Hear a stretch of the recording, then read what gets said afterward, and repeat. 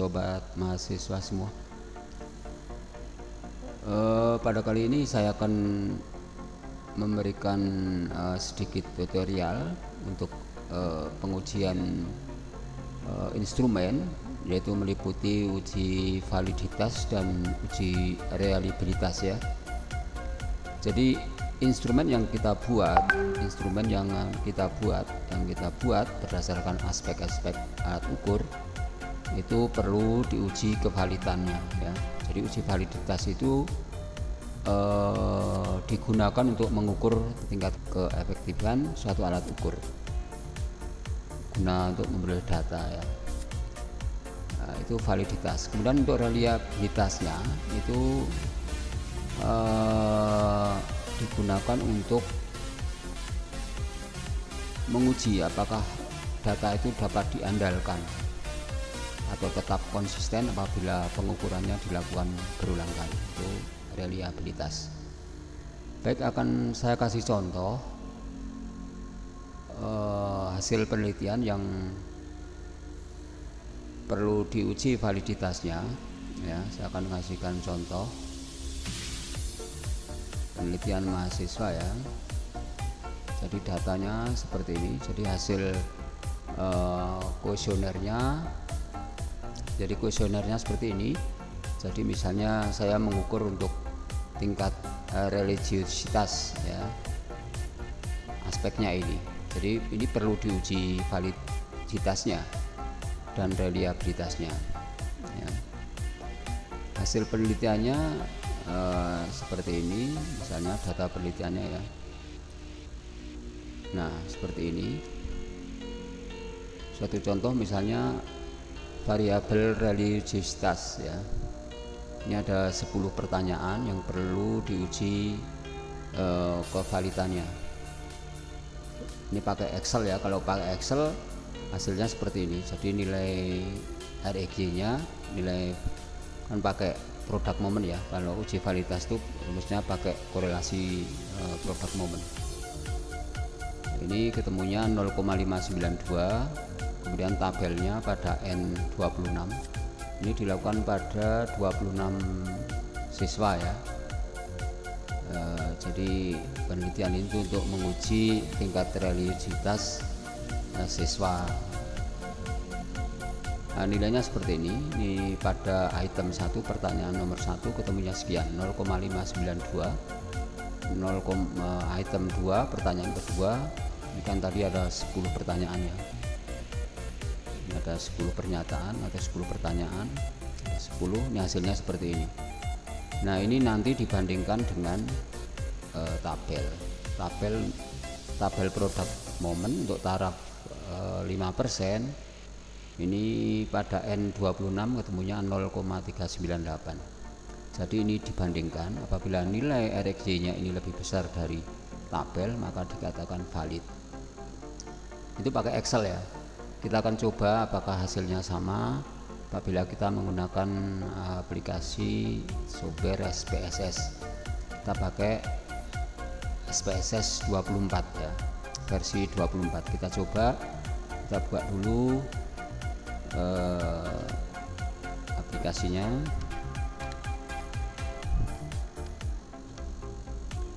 Ya.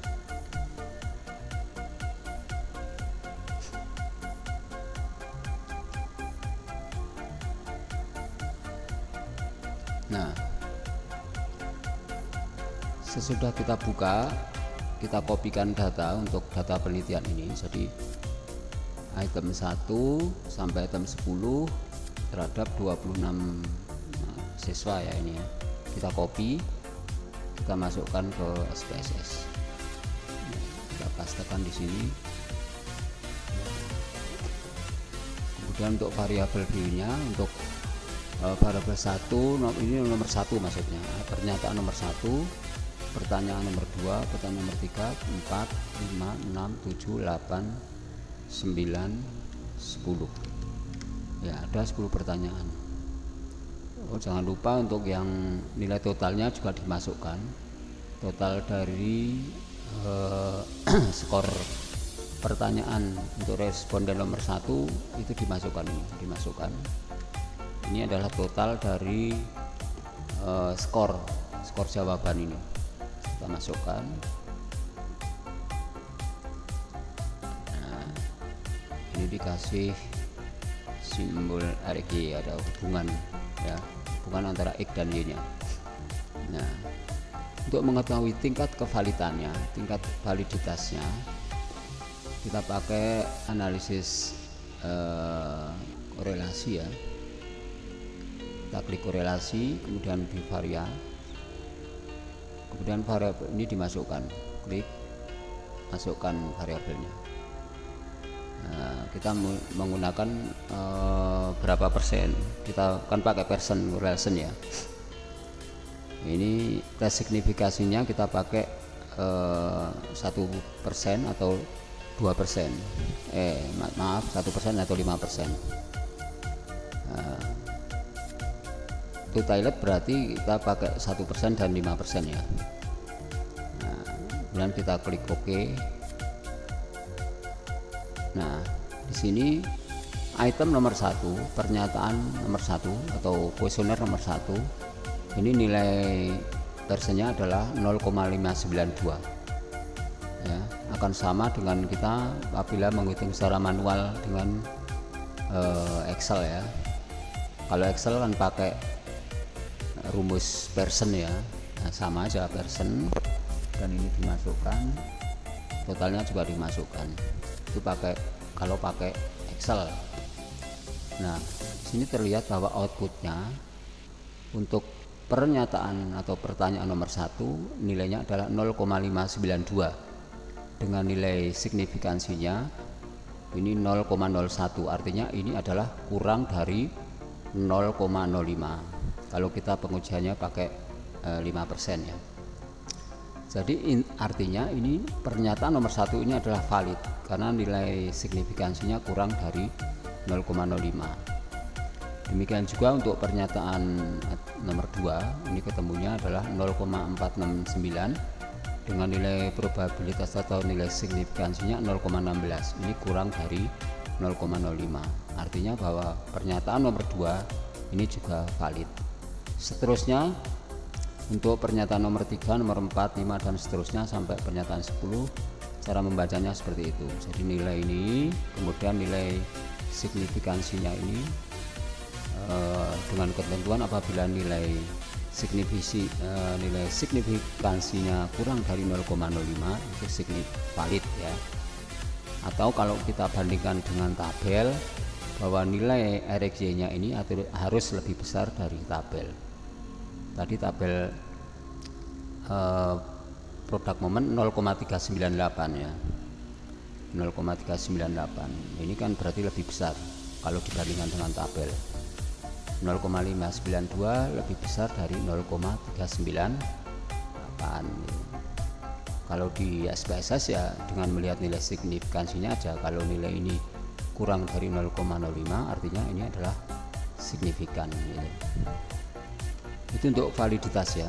Jadi sama hasilnya apabila kita uji dengan SPSS maupun kita menggunakan Excel ya. Coba yang terakhir item nomor 10 0,449 sama, hasilnya sama ya. Itu untuk uji validitas. Kemudian bagaimana cara kita untuk menguji reliabilitasnya. Jadi awalnya kita klik analisis, kemudian ke scale. Nah, ini reliabilitas analisis. Kita klik, kita masukkan, tetapi nilai ini jangan dimasukkan, nilai totalnya jangan dimasukkan. Jadi yang dimasukkan hanya skornya aja. Klik ya. Nah, ini enggak usah dicentang ya. Dan kita klik OK. Nah, di sini nilainya nilai Cronbach alpha. Jadi reliabilitasnya menggunakan Cronbach alpha 0,837. Jadi dikatakan reliable. Nah, angket itu dikatakan reliable apabila lebih besar dari 0,60 ya. Ini 0,837. Ini berarti reliable ya. Nah, atau dia mempunyai sifat acek ya, konsisten ya gitu. Itu sekelumit bagaimana cara kita analisa untuk uji validitas dan reliabilitas menggunakan aplikasi SPSS versi 24. Cukup ya, cukup bisa dimengerti. Terima kasih sudah menonton, mudah-mudahan ini bermanfaat, dan silakan ajukan pertanyaan apabila ada kesulitan atau ada yang belum paham. Terima kasih, sampai ketemu lagi di tutorial program-program yang lain.